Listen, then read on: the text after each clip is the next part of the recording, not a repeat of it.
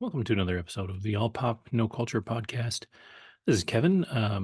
Andrew is out this week. He had some stuff to take care of, and my retainer ran out with Jen, so I've got to re up the bank account and make sure we can afford to have her on again, and get out of her busy life. And everybody else is super cool and doing stuff. So it's just me. It'll be a short one. So I'll dive right in with the big one. I watched American Nightmare on Netflix. This show is a trip. It's a documentary based on an incident in 2015 over in California. And I remember this incident because I lived in California at the time. And it was a really, really weird story. And as a person living out there and as this thing unfolded, the story came out. They popped out a bunch of information and then it kind of disappeared. So you never heard the real resolution of it. And so this series kind of changed my perspective on it. So the gist of this is that like the real, high view of this thing is that this guy goes to the police one day and says, "Hey, my girlfriend's been kidnapped." The police start to interview him and talk to him, and after a few hours, they determine that he's lying because his story, is a little crazy. And so they start to accuse him of murder and don't really do their due diligence on the disappearance. So immediately he's the killer. So they start working on, kind of prosecuting him. And then several days later, the girl who had been kidnapped just showed up at her parents' door in Southern California. So this took place in Vallejo, California, which, if you don't know, is Northern California, not too far from San Francisco. And then she showed up at her parents in, I think it's Huntington Beach, which is very far down in Southern California. And so the police immediately turned to, instead of the guy being the murderer, was this girl faked the kidnapping. And then they started to blame the couple themselves, so both of them, for this, saying that they wasted police department resources and all that. And so it turned from this guy being a murderer to this couple being a couple of fraudsters. And, that's kind of where the story faded away. And I never heard the rest of it because, the rest of the investigation took a while. Well, American Nightmare breaks this whole thing down in basically three episodes. And the way the three episodes kind of break down is the first episode is dedicated to the boyfriend. And it talks about, or it's him talking about his experience. There's some footage of the police interviews and everything that goes on there. You see him explain everything that happened, and it's crazy. He talks about these guys came in shining lights in their eyes. They were in wetsuits. They put blacked out goggles over the eyes of the couple so they couldn't see. They said they were there to kidnap this guy's actual ex-girlfriend, not the current girlfriend, but then because they were there, they decided they had to take her instead. The ransom was only like $15,000 is what they were asking for. Um, and so, his story was really crazy. They tied him up, they drugged him, they drugged her, like everything that happened, he said happened to both of them. He wakes up and she's gone. And so he calls the police. They come in, they see that the bed sheets are missing, a few things are missing, and the cops immediately like, well, you use that to wrap up a body and you're a killer. You know, Having never heard the end of this thing, I didn't quite know, what this guy's situation was. So when they leave the room at one point, he's like, look, I don't know what to do next. So I guess I need a lawyer because I just want to find my girlfriend. And they leave the room, and this guy's sitting in a corner, laying on a couple of chairs because he's got nowhere to sit. He's been there for like 12 hours or something like that. And he's curled up and he's just crying. He's completely broken down. And so, I think at the very end of this episode, she's been dropped off at home or at her parents' home. So the next episode picks up and kind of takes on that story, and it's all her stuff. So they're talking to her now that this thing is over. And, not knowing what's going to come in the third episode, I was still in the position where I didn't know what happened. Like I didn't know the whole story. So in my mind, it still could have been fake because the last thing that I heard was this, in real life was that this was fake. So they're interviewing her, the documentary, sorry, makers are interviewing her. And this woman is, I mean, she's explaining the things that happened to her. And I don't want to go into too much detail because I really think it's worth a watch. And I'm not a documentary person, but I think this one's worth a watch. But she explains, I mean, she was raped, like she was, she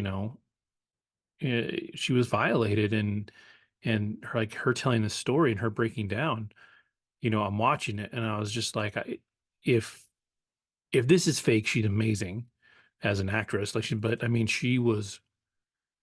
it was hard for her to explain this. And she broke down, like she was in tears, like you can see in the picture behind me. Like, I mean, she cried a lot during this thing, and having to relive it, it probably, I'm sure is not fun. You go through something that horrific, and you don't want to relive it or go through it again unless you absolutely have to. And I think in this case, she really did, because what we find at the end of the second episode and going into the third episode, and I guess I am going to spoil some of this, but I'd still recommend watching it because it's really interesting. Um, but the third episode is all about how the police department just refused to believe them. So, one thing that's super interesting about this interview, or what about this documentary, is that the Vallejo Police Department and the FBI both refused to comment. Like they did not participate in the documentary at all. They don't defend their actions, but they don't try to make themselves look any better. And to be fair, I'm not sure they can. The way this thing goes down, so the whole third one is about how, this couple explained everything, said, whatever, and then the police department just said, no, you guys are liars. You are using police resources for your own little game. And one of the reasons that this was such a big deal, and another reason the police department didn't take it seriously or take it seriously enough, is that they really believed this was a copycat of Gone Girl, which came out, I think was the year before. And so, the police just refused to believe these guys. So there's no footage in this from the FBI. Vallejo, because of the stuff that the lawyers asked for and was able to get, and where they were able to use in the documentary, there's the entire interrogation by the Vallejo police. And I mean, they're pretty brutal. Like in the first episode, they talk like they're trying to believe him or whatever. And then after there's, no evidence at all other than some missing bed sheets, they come in, and I guess the guy had agreed to a lie detector test. And so they put him on the lie detector, and then the cop comes back in and he's like, there's definitely things on here that you were lying about. I 100% believe you did this. Just tell me you did it. And the cop is literally just like, yes, you did do this. You did murder this girl. And he just can't, he just can't defend himself. He can't get away from it. And so it it was super it was super brutal. And so, you get to the third episode, and this completely separate police department starts looking into this guy, and somebody in, I think it's in Dublin, California, had somebody break into their house and try to kidnap a different woman. And they ran off. And so the Dublin PD starts looking into this, and they start working with Palo Alto, and they start researching the stuff that they're finding out about this person. And it turns out they find a guy that has the same kind of car that the girl described when she was the original girl that this girl described when she was kidnapped. And so, you start to get this feeling that that their story is true. Like these other police departments are starting to investigate this other crime that's very similar but didn't succeed. And so they're trying to solve their own crime, their own thing that they're dealing with. And so when they start to investigate, they find this one guy and they find out that this guy has a history of doing stuff. And they investigate, and finally they find him. And where he is, they go into his house. The house is very similar to what our main girl. Her name is Denise, and his name is Aaron. Probably should have said that in the beginning, but they find this house that this dude is living in Palo Alto. Like I said, there's a car there, a white Mustang that's similar to what she described as the car she was kidnapped in, and the location she's in, is similar to what she described. They find out who this guy is and they do some research on him. Turns out he's got a past of doing things, that are very questionable, if not illegal, and sexual harassment and harassment of women and all this stuff. And so they they finally are able to arrest this guy and effectively prove that he did exactly what these two said that he did. And he probably wasn't working alone.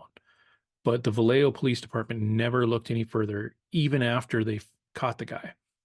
And so the third episode of this whole documentary is about this one woman cop. And I think she was Dublin PD. And this one woman cop who believed, like, she found this guy and she started to tie two things together. And she really firmly believed that this was the same guy that did this, committed this crime against these two people. And if it wasn't for this one woman doing this one bit of work, these two would have been, uh, you know, these two would have been ostracized forever.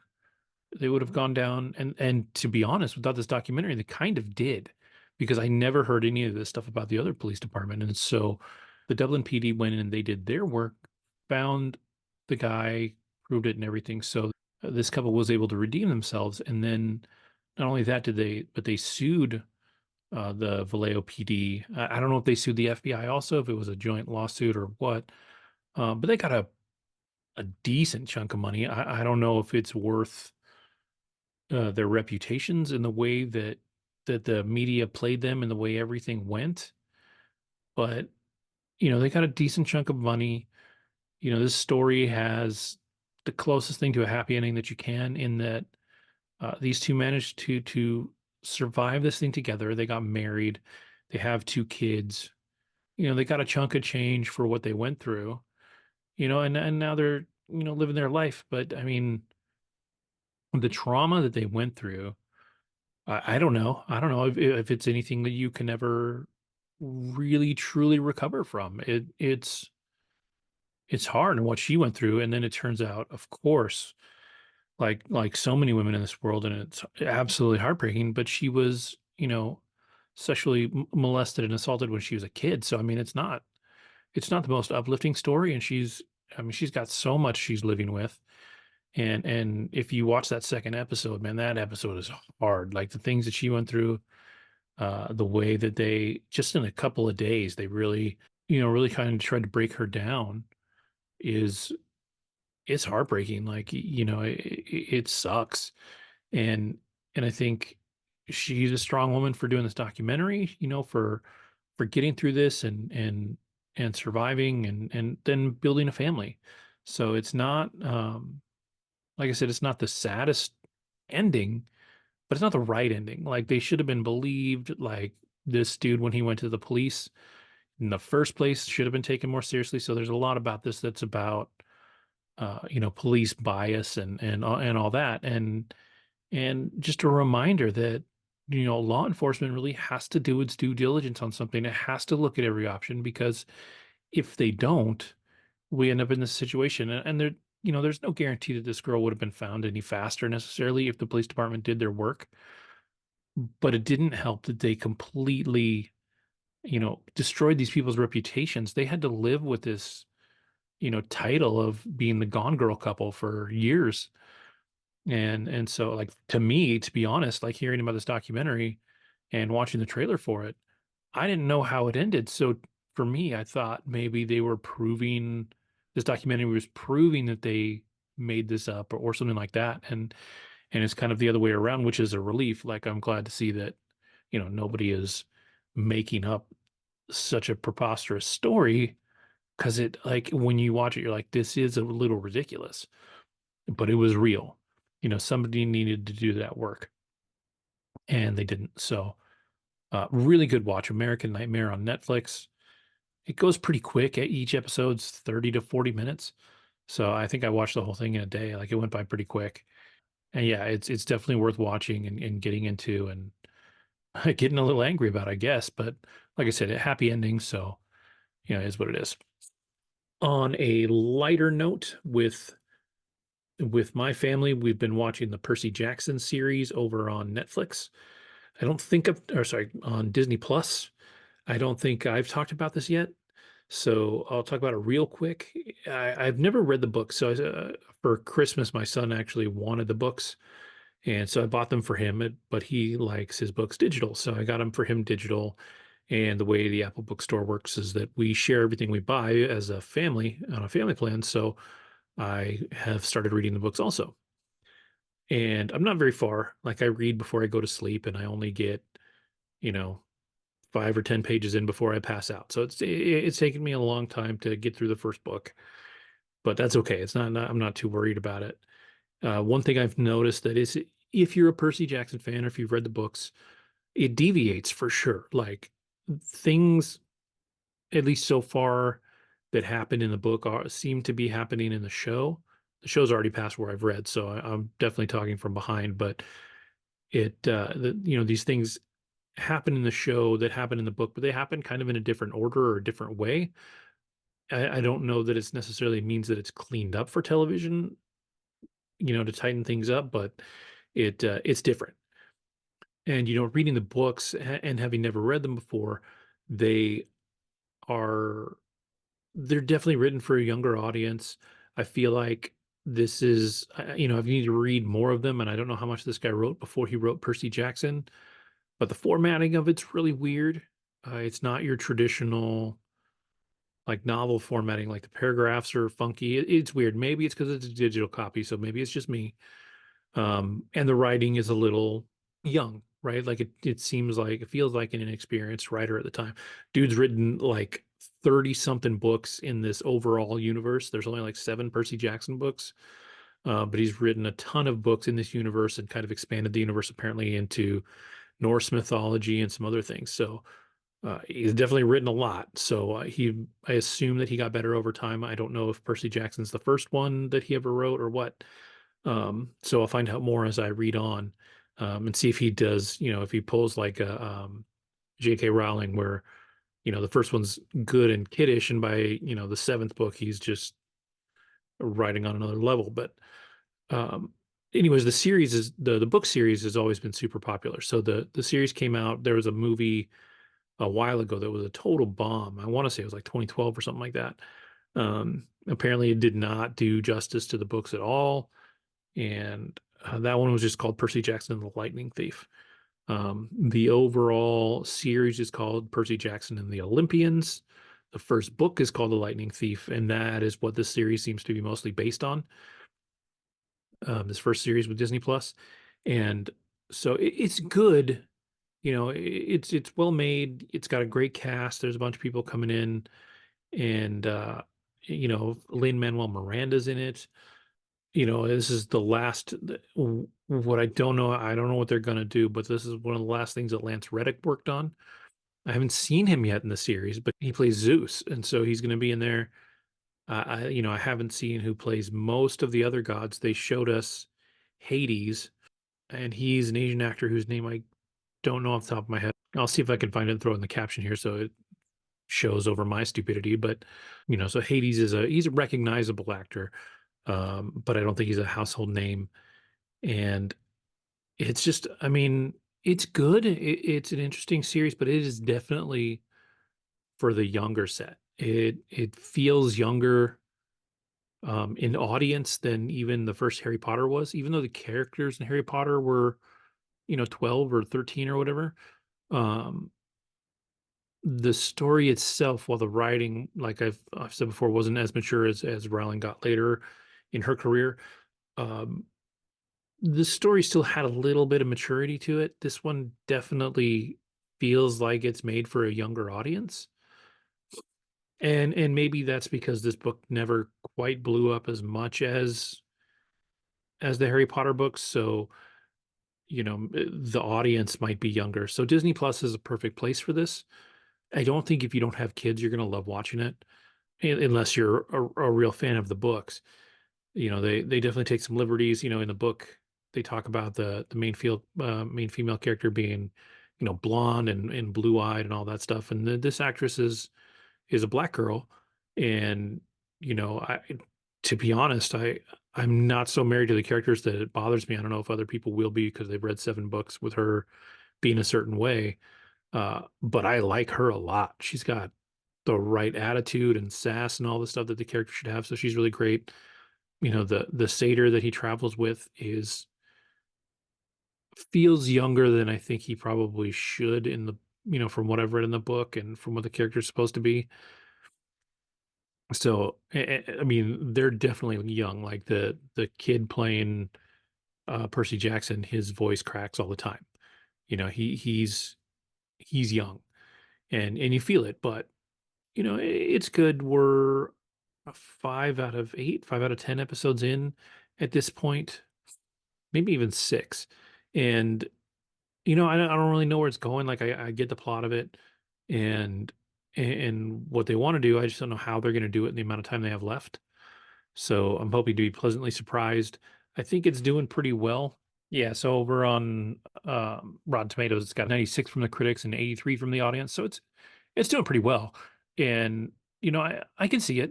It's solid.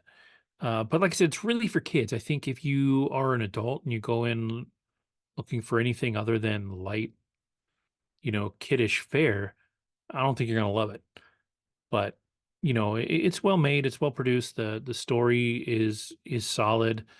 If not a little unbelievable, it's about God and demigods and all that stuff. But it's decent. So I would definitely say go give it a watch if you've got kids, especially. Try out the first episode if you either you don't have kids or you're just looking for something to watch on your own and just see what you think. I don't know, your mileage may vary based on the stuff you like to watch and things like that, but it's not a bad show, and I think it's at least moving in the right direction. So give it a go and see what you think. Another thing that I started this week, it's over on Hulu. It's called Death and Other Details. This one stars Mandy Patinkin. It's a mystery show. It's very much like an Agatha Christie kind of story. So this one revolves around an investigator named Rufus Coatsworth, played by Mandy Patinkin, and he is Mandy Patinkin. I mean, the guy eats up the screen. He's been Inigo Montoya for you know, since I was a kid. And that's what, everybody knows it for, or Criminal Minds, if you've watched that. This is definitely kind of a lighthearted, I mean, it's a murder mystery, right? So there's definitely murder and bloodshed and all that. It's not quite children's fare. I don't know what the rating is. My guess is because it was made for Hulu and not network. It's probably TVMA for language and things like that, but I haven't seen anything to me that says, if you've got a teenager, you couldn't watch it with them. And oh no, that's not true. That's not true. There is a nude sex scene in the first episode, so depending on what your kids have already seen, it may not be for them after all. But for the adult set, it's solid. Like I like the cast. Like I said, Mandy Patinkin. You can never go wrong with Mandy Patinkin. He's pretty much perfect in everything he does. The main second protagonist is an actress named Violet Bean. Apparently she was on The Flash on CW. She's been in some other stuff, but I haven't really seen her before. On the promo material, she's got like a blonde bob cut, and she's really pretty and she's relatively charismatic. She has a history with this Rufus Coatsworth guy. They were not a team at the time when they showed up on this yacht before this murder happened. They had to team up during it, and their history is not good. So he was supposed to solve her mom's murder when they were kids, failed to do so and then disappeared. And so she's always blamed him and hated him. And then now they're on this yacht together. There's another murder that she's potentially going to get blamed for, but she did not do, or at least as far as we know, she didn't do. It doesn't seem like she did. And so, it begins to unfold that, we have exactly like I said, like an old Agatha Christie movie, like we've seen the movies, mystery movies out in the last few years, the Knives Out movies, or the actual Agatha Christie movies, Murder in the Orient Express, and those, um, we have a cast of characters that we need to go through and see who did it. And there's only 2 episodes, I think, right now on Hulu. By the time this drops, the 3rd one might be out. So they dropped 2 at first, and then they're gonna do 1 a week, and there's 10 episodes. So I can't tell you what happens, really. I can't really tell you where it goes, but I can tell you that I like the cast of characters. It's not the critics don't apparently love it on Rotten Tomatoes. It's got a 54% from the critics, but a 79% from the audience, and on this one, I think I'm probably gonna lead toward the audience more than the critics. It's sort of hard for me to give a real rating on a mystery show when you're only 2 episodes in. You should not know anything yet. You can go ahead and have your theories, but you should be, if you're making guesses right now, you should be wrong for a while. Like, you might be able to figure it out and have your ideas in your head, but you should be wrong until like the 8th or ninth or even the 10th episode. That makes a good murder mystery. Like you shouldn't be right, but we'll see. I don't know. The critics may have seen the whole thing, so depending on what they get on their release. Most of the cast isn't super well known. You have Mandy Patinkin, but Violet Bean, I've never heard of. Lauren Patton, she plays a childhood friend of Imogene Scott, who is played by Violet Bean. And she's also this Lauren Patton character is Anna, and she's super rich. Like she's one of the main people on the boat. And then you've got Rahul Kohli, who has been blowing up lately. He was in that Fall of House of Usher. He's now in like the Flanagan Fold, so he'll be in all those movies or TV shows. And I love him. I fell in love with him on iZombie. I think he's great. So, I see him in something and I'm excited for it. The rest of the cast, Linda Edmond plays a character actually that I don't think I've seen before, but I think she's familiar.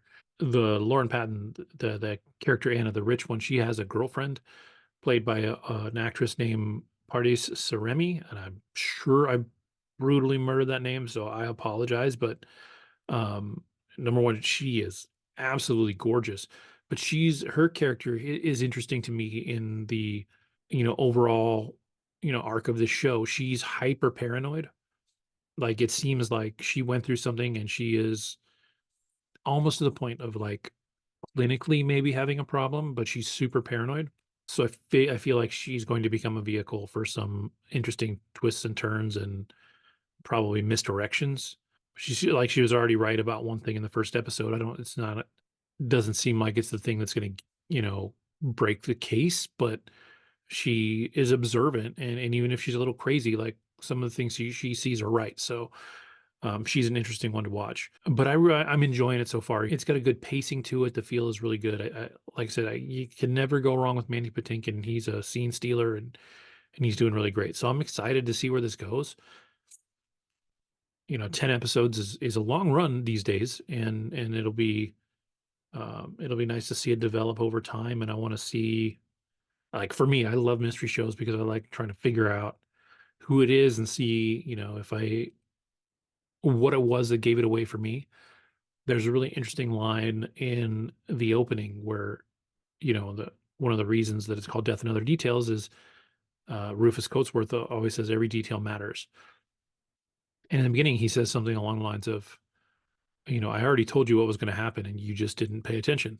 So I half wonder if the answer to the whole damn thing is in the first episode, in the very beginning of the first episode, and you just don't know what you're hearing, until the final episode. So if it's one of those shows and the answer was there and you still don't see it till the end, that's even better for me. So we'll see. Like I said, I'm excited for it. I think um, I think he's got a lot of potential. So I would definitely give it a watch. The last thing that I'll talk about this week, I'm still waiting for Andrew to come on to talk about Monarch. I think we can have a pretty good discussion about that. So I'm waiting for him. But the last thing that I watched this week is called Self Reliance. This is it's a film, it's a comedy out on Hulu. It's rated R. And for this one, it's probably for language. Like, I think overall, there's not really any reason you couldn't watch with somebody else. There's no nudity, no extreme violence or anything like that. It is it's interesting. So it's Jake Johnson of New Girl fame, and then he's done a bunch of other stuff. I really like his work. He does neurotic and chaotic really well. He did a really fun movie called Ride the Eagle a few years back. He wrote it and produced it, although he didn't direct it. So Self Reliance is actually his directorial debut. He's directing that, but Ride the Eagle is a fun one. It's a kind of a personal journey story. His mom passed away and left him a cabin, and he goes through all kinds of stuff at that cabin. Um, and and that one's really fun. I think his mom was played by Susan Sarandon in that one, and I like that one. So I'd say go check that one out too. But for but for Self Reliance, this one it's interesting. It's a comedy, and it's labeled as a mystery and a thriller, and I don't. And I feel like none of those genres it quite leans all the way into. Like, I really like Jake Johnson, and I think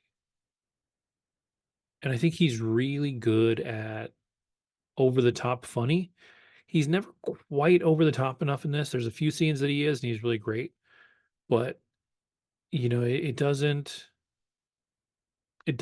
quite have enough of any of those three genres to really really nail it. Like, this movie for me isn't perfect.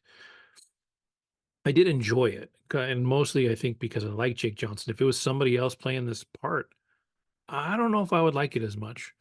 But the gist of the story, the overall story is that he is just kind of going through life. He's in his 40s, early 40s.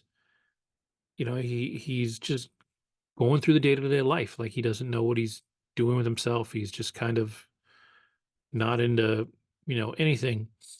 And he is walking down the street after work one day, and this limo pulls up next to him, and the window rolls down, and actor Andy Samberg is in there, and Andy Samberg is playing himself. And if you've ever watched Brooklyn Nine-Nine or SNL and you're an Andy Samberg fan, he's not in a lot of it. He's only in a few scenes, but he's very Andy Samberg, and he's funny. Like, he's really funny. And so he takes Jake Johnson in there, and the character's name is Tommy, and he takes Tommy on the limo and says, "Hey, look, I've been hired to ask you if you want to make $1 million, and if you do, you have to say yes or no, no questions asked, and then go. I'm going to take you to talk to these other people." And his character's like, he's already going through life, not really giving a shit, so he says, "Oh, let's fuck it, let's do it." And so he takes it, and there's these Swedish Dutch looking dudes behind a desk, and they say, "Look, here's the deal. You've already said yes. So if you want $1 million, you have to survive for 30 days. There's people all over the world that hunt the people on this game. It's a game on the dark web, and they're going to try and find you based on what they see that we, put out there, that based on what we run on the dark web. And so, it could be that they take forever to get to you. You may not be in any danger right away, but they will eventually find you, and they will hunt you, and they will try and kill you over these 30 days. And if they kill you, you lose, obviously. And if you live for 30 days and they don't kill you, you get $1 million."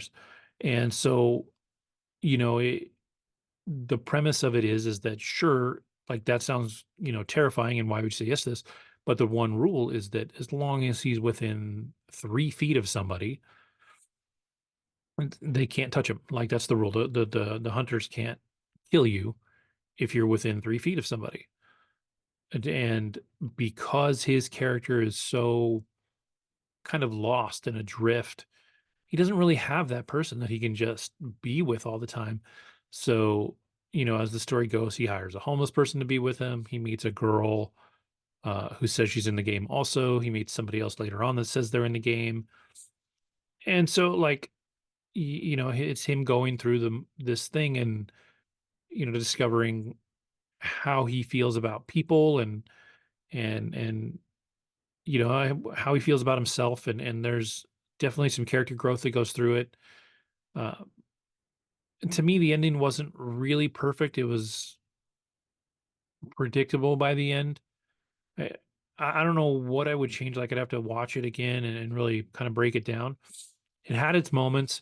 I think for me, I think Ride the Eagle was better, and but this one's solid. It's fun. If you don't have anything else to watch, it's definitely worth a watch. It's right on the money at an hour and 30 minutes. And I think, he does a good job directing it. Just from a director's point of view, like, I think Jake Johnson does a great job. I wish, if you tell me you have a movie with Jake Johnson and Anna Kendrick, I expect a little more frenzied energy in it, I guess. Um, they're both they're both funnier than this movie is. And I'm not necessarily putting it down because I did enjoy the movie, but it's not perfect. It's got a 75% from the critics on Rotten Tomatoes, 65% from the audience score. And if you split the middle, 70%, right around a 7 out of 10. For me, that's fair. I might even give it a 6 out of 10. But it's not the worst movie in the world. If you got nothing else to watch, you're not going to hate it. But yeah, there's better stuff out there. I'd rather watch all 10 episodes of Death and Other Details. But if you got the time, give it a watch. If it's a little slower pace than I would expect a comedy to be, and a comedy mystery thriller. I would expect kind of you have you laughing and on the edge of your seat the whole time, and it really doesn't do that. Um, but at the same time, like, I'd love to have a few other people watch it and see what you think of the overall thing, and what you thought of where it went, because I feel like I need another opinion on it. I didn't hate it, but like, I had to pause it a few times and I didn't really mind having to pause it. So that's not the most positive thing in the world either. But I guess I don't know. I don't know what my review is making you feel, because I even just talking about it, I go back and forth. I think it's more the love of the actors, I think, that makes it good for me than anything else. But I would say, like I said, if you've got 90 minutes and nothing else to watch, which is kind of where I was, trying to find something to watch, it filled the time fine. But I just said but, and I'm kind of back to, there's better things out there. So give it a watch if you've got the time. If you don't, I don't think you're necessarily missing anything, but I definitely either way want to see more of Jake Johnson's work. Like I said, it's funny to review this movie and lean on another movie, Ride the Eagle, to give him credit, but I like that one more than this one. But I think he still has a promising, like, long-term career as a writer and a director. So, watch at your own discretion, and let me know what you think if you do. And with that, I think that's all I've got. I didn't watch a ton this week, and with everybody else out, I don't have a ton to cover. I hope that this was enough content to get you guys through until next week, when hopefully Andrew will be available, and we'll go from there. And hopefully we'll get to talk about Monarch. I might talk about Death and Other Details again if the story advances far enough to talk about that. I have a list of other things that I need to watch. There's some really good stuff coming out. There's a couple things that I talked about in the What's Coming Up episode, so I need to go through that again and see what new stuff is listed there. I started lessons in chemistry. I haven't finished the first episode yet, but I like that so far. Brie Larson is very likable, like Jen said in that, so I'm excited to finish that one up. Oh, and one more thing, since I'm alone and nobody can stop me from talking about video games, The Last of Us Part Two Remastered came out this week. It is, if you game at all, one thing that's super cool about it, the reason that it came out as a remaster, is that The Last of Us Part 2 was put out for the PlayStation 4 a few years back. Now the PlayStation 5 is out, so they're calling it a remaster. The game itself doesn't really look any different. So if you're looking for a graphical update, I don't think you're necessarily going to get that. But what's really cool is if you already own it, if you bought it for the PlayStation 4 and you have a PlayStation 5, the upgrade is only $10. Now, you're not getting, like I said, a huge graphical update, but there's two new game modes in there that are really cool. Or there's one new game mode that is like a roguelike where you have to go through and survive waves of attacks and, you know, get to the end, fight a final boss. And you can use various characters from The Last of Us Part 2, Abby, Ellie, Joel. I don't know what the full list is. I think Jesse's in there. There's a few others. So it's really cool. Like I said, for $10, you're getting an additional game mode. And there's also a really neat section called the Lost Levels, where there's 3 levels that they started developing, didn't finish developing, and ultimately didn't leave in the game. But what's really cool about them is you can play them in their kind of unfinished state. They're not bad. Like they feel like they were pretty close to making it into the game. But what's really neat is they have this director's commentary in there, and you can go in and there's these little like word bubbles, and you click on those, and the game directors will kind of explain what's happening in this part of the scene and why they left it in there before each section, before each little mini level. Neil Druckmann pops on and says, "Hey, this is what we were thinking when we made it. This is why we didn't put it in there. This is the state it's in. I hope you enjoy it." And they're cool. I mean, I think I played them last night, and I think all 3 of them took me 25 minutes, half an hour to play through at the most. So it's not a lot of time, but it's really cool informationally to see some of the game process and the thinking that goes into making a game. They're also working on a documentary about the making of The Last of Us Part 2 that isn't out yet. It's going to release later, but it'll be a free download for the remastered version. I think it might also show up on YouTube or somewhere. It's not necessarily tied to this download, so you may not need to purchase this to watch the documentary, but it'll be interesting. I guess from what I saw about this documentary is that they started making it when they started making the game, and then COVID hit, and their they got hit with some massive leaks when they were working on the game that were really harmful to the game itself and the company, and they stopped, you know, working on the documentary. Well, they decided to kind of unearth this footage and finish the documentary, and so that's going to come out. And I think it'll be really interesting because number one, game development is pretty cool. Like it's kind of this unknown world to me. Like I know a lot of the things that go on, but I don't know, I don't know how the sausage gets made, so to speak. So I'm really curious to see what what all goes into that documentary. It'll be kind of cool.